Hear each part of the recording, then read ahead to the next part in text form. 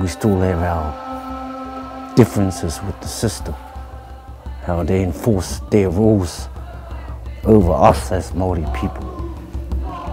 You know, they dominate.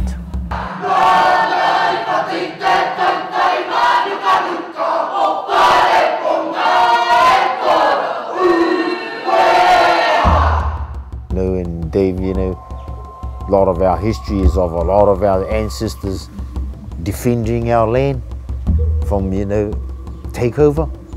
You know, all over many generations, they all got their stories, of their life in the defense of the homeland. And it's our turn, you know, it's in our day now, our turn. We're still on the same land. We're not going to let it slip away from us, not without our scrap, that's for sure. And this will be the best scrap that we'll ever have, because we don't have to go overseas to fight it. We'll be standing right here, right here.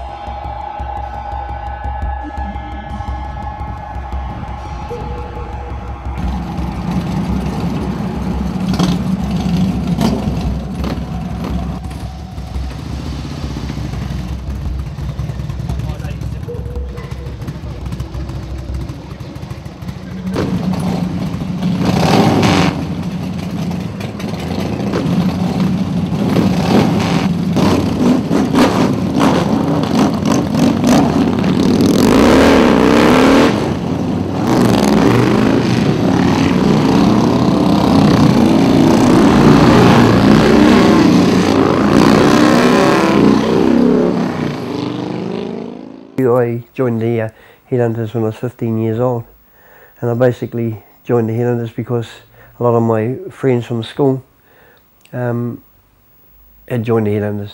Just full of testosterone, I suppose you could say, and just made a lot of trouble around the neighbourhood. And when you make trouble, you know, you inevitably come in contact with the law, and I seem to come in contact with the law a lot more than most, and I ended up in boys' homes, and I ended up in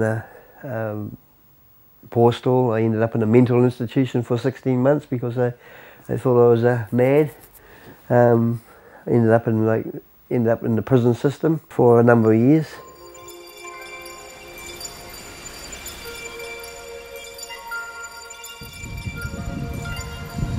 Now this is a poroporo. When the Fijians came here one time, they were fond of eating this part. They used to pick all this. It's supposed to be, the berries are poisonous when they're green. But we had Fijian visitors and they used to pull this off and boil them like a cabbage. When we were children, we didn't distinguish Maori and Pākehā.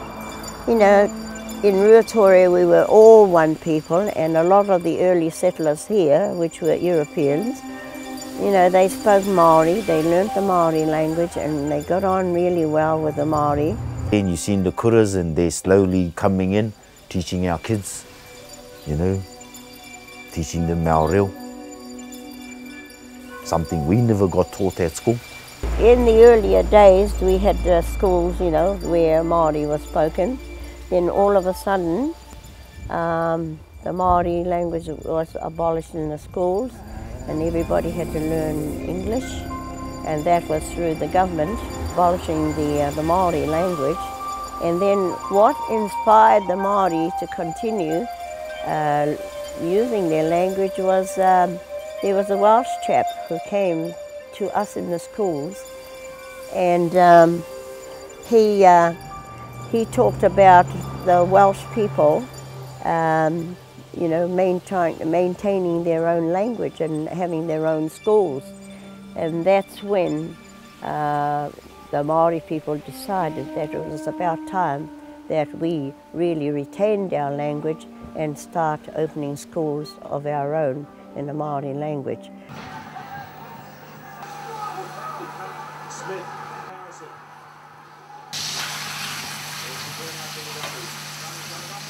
I have 10 children. 10. And you're a full-time teacher? Yes. Full-time teacher at the Total Immersion, Kura Kaupapa Māori, o Te Waiu, o Ngāti Porou. And you're 78 years old? Yeah, this year I will be 78. But we started in 1994 and we just had our birthday last year. But prior to that we had classes in the mainstream in the English language, and time was only allocated to about half an hour. Yeah. Until we decided to break away from the mainstream system and start up our own school here. Kia pukana ki aia. E tu mai. E ngā koranga, ana ki puna, ne whakapono. When we were young, there was no sort of gangs, sort of motorcycle clubs or anything in New Zealand, apart from the Hells Angels. We took a lot of our stuff off there, like the American bike scene and everything. We dressed like them. So we sort of tried to imitate them. We were all into alcohol in a big way, and alcohol led us to think we were sort of pretty invincible. And we used to basically just go out fighting, causing trouble. Of course, we didn't have bikes in those days. We couldn't afford them. We'd all pile into the cars and we'd go for a party somewhere, and traditionally it would end up in a big brawl. If there's any sort of woman that were free, we'd just grab them and take them back to our club rooms, and it was just basically like real Viking sort of stuff, you know. Oh, well, that's pretty common everywhere in the world, you know. People take. But in the end, you know, it's bad karma. You take for a reason. If you take for the right reason, it's all good.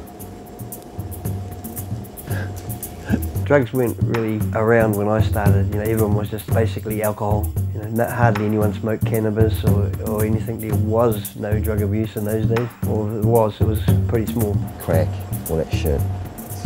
It's a no-no. No smoking with pipe. Transition now is the fact that we've got a lot older.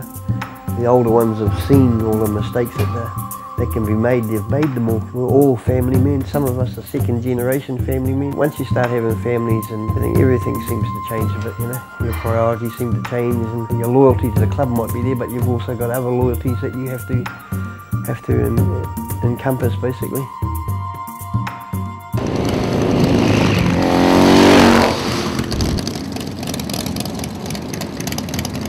When we first started, the headhunters were predominantly Polynesian, pretty much all the Pacific Islands, and a large contingent of Māoris. Over the years, it's sort of changed a little bit, and we've got a mixture now of Europeans, and still got the Polynesian contingent, and still Māoris. I think because we're from New Zealand, a lot of our laid-back lifestyle is influenced because of that, you know. Yeah, tattoo in New Zealand is part and parcel of our culture, you know. I think there's tattoo here pre-European times, and the Polynesians the same thing. It's our label, it's our, you know, design, it's our blueprint, it's our seal, it's our seal, our family seal. They're all family. This one here is two tuataras, one on each side. It represents my mother and my father.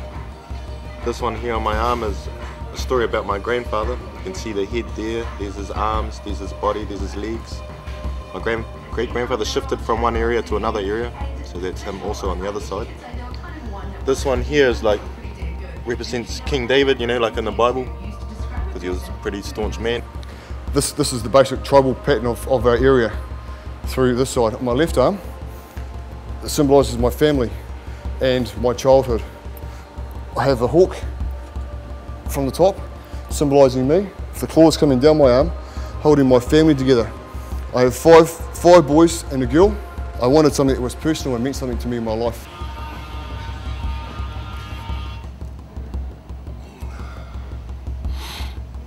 So tell me about it. Oh, only one story is they all from jail.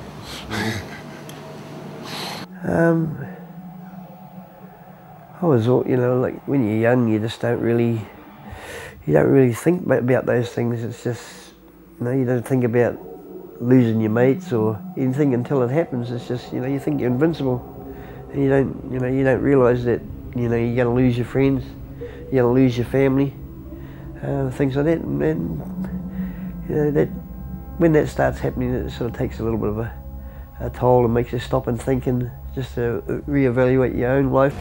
Tribes out there that have their own ways, and they've got their own leaders. So in the end, it depends on your leader. If you've got the right leader, then everything's going to run smooth. You know?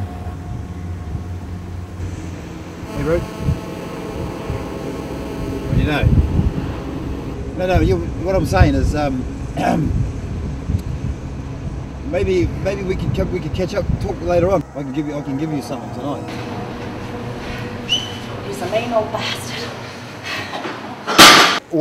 Wayne Doyle he's got a very hard approach to life, but the thing is, it's a survival attitude. It really is. You know, there's no middle ground. You're either achieving or you're not.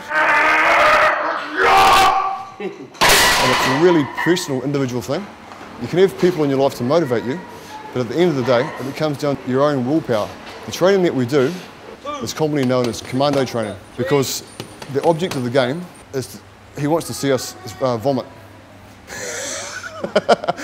That's really how it feels. I'd say that if you've got a talent, anybody's got a talent, you need to young people, anybody that's got a talent, you need to pursue it.